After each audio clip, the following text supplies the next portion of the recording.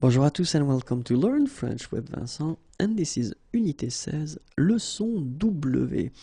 And in this lesson I received a request from someone asking me if it would be possible to make a video regarding l'imparfait du subjonctif. And here it is. So let's start now.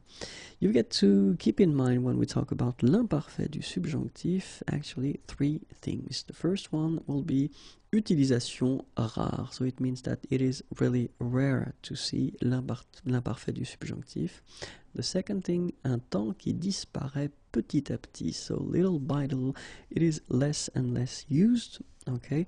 And the last thing, that utilisation exclusivement à l'écrit. Of course, it is quite tricky to say always, but then in most of the cases, you will see this imparfait du subjonctif written. Quite few persons are using this imparfait du subjonctif orally, okay? But then, well, it's possible, everything is possible, so, but then in most of the cases, it will be written, okay? So it is rare, it tends to disappear, and it's mostly written, okay?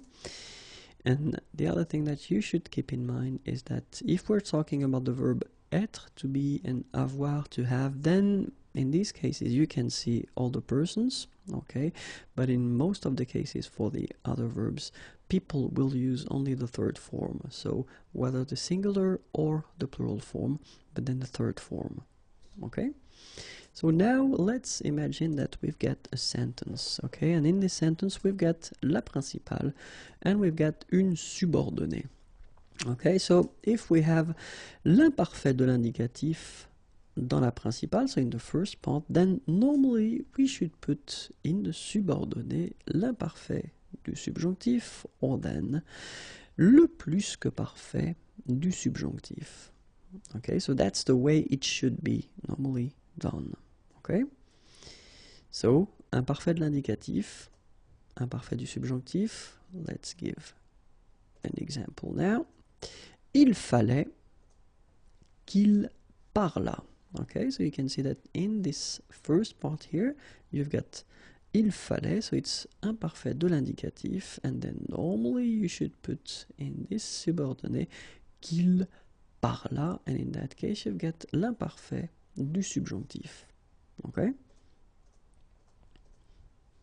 But then, as we saw previously, it's also possible to have in the principal l'imparfait de l'indicatif and in the subordonnée le plus que parfait du subjonctif, and we will get il fallait qu'il eût parlé.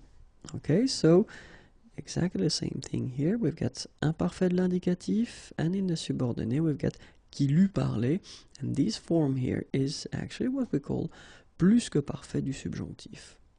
Okay?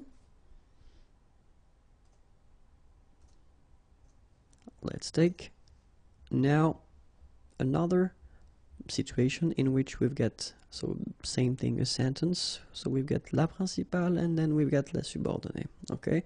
If we have le présent du conditionnel dans la principale, then normally we should have le présent du subjonctif dans la subordonnée, or then l'imparfait du subjonctif dans la subordonnée.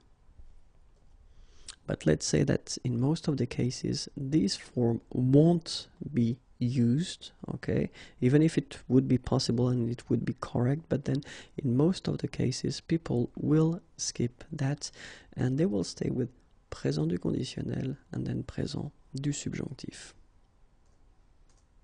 So let's have it here right now. Présent du conditionnel in the first part dans la principale, il faudrait, and then you will have qu'il parle, okay, so you can see that here it's the subjonctif présent.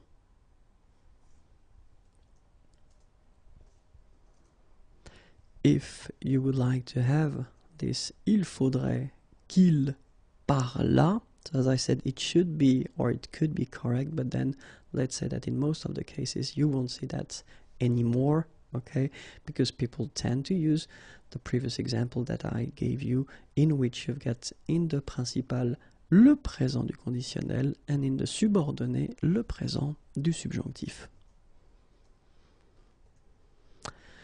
So remember, as we saw, utilisation de toutes les personnes pour être ou avoir, and then for the other verbs, then we will only use this third person from the singular or the plural.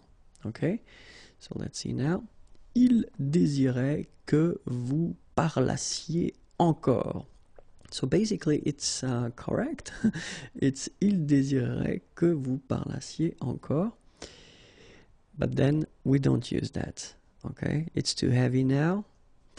So the question is, should we use il désirait que vous parliez encore?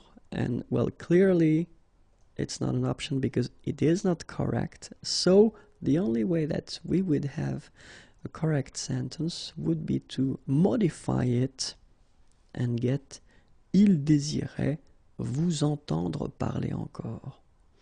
Okay, and it's quite interesting here because if you look, well, the first one was correct, okay, but then it's not used anymore. I mean, this imparfait du subjonctif here for vous, as you saw, it's quite heavy and it's not used, okay. The second one in here, it's not possible because it's not correct, okay. And then this is the reason why we tend to use a structure. And if you look, this structure is quite interesting because actually we won't use this subjunctive form. Okay, so there are some ways to avoid using le subjonctif, and one of the reasons is that in this video, in this situation, it's because l'imparfait du subjonctif is not used anymore, and so we try to find some ways to avoid using this imparfait du subjonctif. So, il désirait vous entendre parler encore. So, souvent possible d'éviter l'utilisation de l'imparfait du subjonctif. So, as I said, it's often possible to avoid using this form of this imparfait du subjonctif, okay? And the last thing, and one more time, as we saw, if you want to use this imparfait du subjonctif, well, keep in mind that it will be for the third person, just because the other forms are really impossible to produce. Not impossible, but quite heavy, and people don't like to use this form anymore, okay? I'm not talking, of course, as I said previously, about avoir and être, because they've got a special status, okay? And that's it. I hope it was clear and helpful. Have a great day. Bye-bye. Au revoir.